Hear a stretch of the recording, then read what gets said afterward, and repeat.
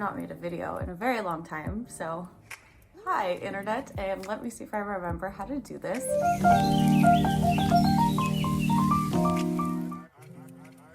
My name is Amanda. I am a tutor and owner of Hello EDU, a tutoring company, and I wanted to make a video today to talk about the 7 things that I bring every time I'm meeting a new student for the first time.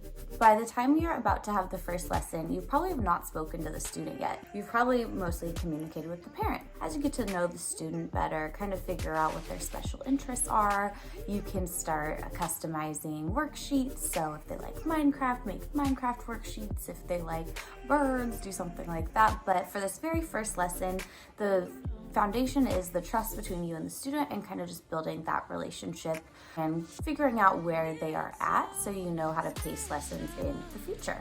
I'm going to show you some of the fun props that I bring. Pikachu! I bring Pikachu because Pokemon is still really big with kids right now. I only know the original 150 Pokemon, so it's a good conversation starter when I'm like, look, it's Pikachu. They'll be like, actually, this and this and this and this, and they'll tell me, you know, about Pokemon. I think everyone thinks a little stuffy is cute. Hi, Pikachu thinks you're doing so good, and just stuff like that to keep it fun and keep their brain flowing. The next item I bring is one of these pop socket things. These are really cheap. You can get them at like I think I got this at a gas station. So it's just one of these like fidget toys, but I don't use it for fidgeting. So what I use it during a lesson, and this is especially good for students that have low attention spans and things like that, is that we have this kind of as our marker. So it'll be, okay, every time you do like a math game, you're gonna pop one. Or, okay, you did really good on that and you did a lot of reading, you're gonna do 3 or 4 pops. And so this is a way I pace out the lesson. So when we're taking breaks or doing fun things, our goal is to get this popped. It is a satisfying noise. Our goal is to get this popped, all the way popped, before the end of our, hour or 2 together is over.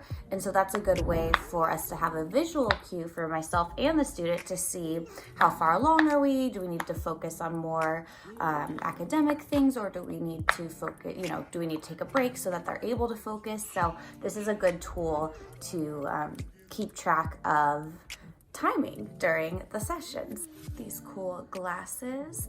So depending on the age of the student, I will tell them that these are their magical glasses that help them know everything about math, and that they give them special powers. And also I think during that first lesson, you're kind of breaking the ice with things. It's kind of like having a little safety shield on too if you're feeling nervous. Kind of basic, but bring a notebook and pens.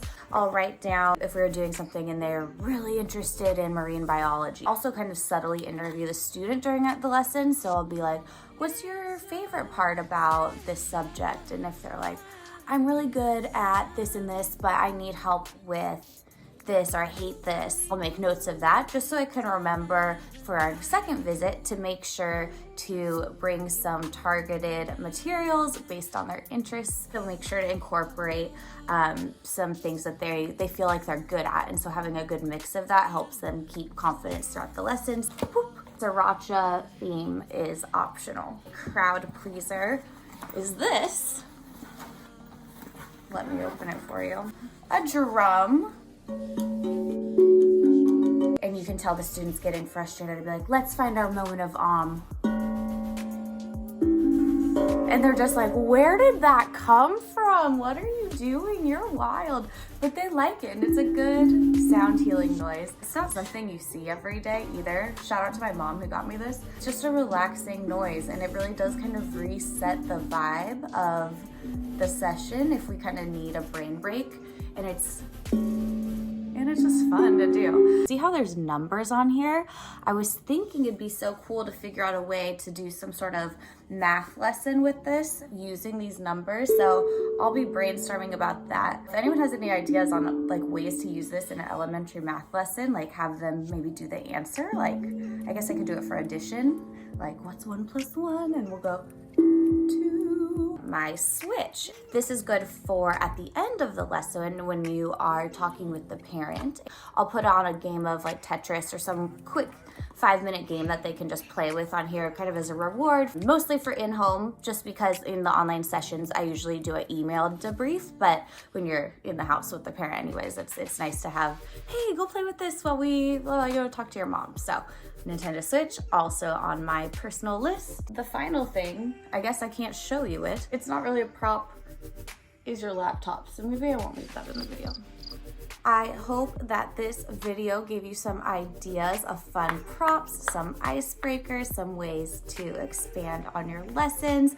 Thank you for welcoming me back to YouTube after like a 3-year hiatus, but I'm back, baby. This is just to share what I do and ways I like to make lessons fun. This little magic potion of Mary Poppins things I bring in my bag seems to really set the tone that this is gonna be a fun thing for them in their life, and that tutoring is something that's going to be something they look forward to every week and not this big scary thing. It helps them learn without knowing that they're learning. Hope you all have a good rest of your day. Have fun tutoring.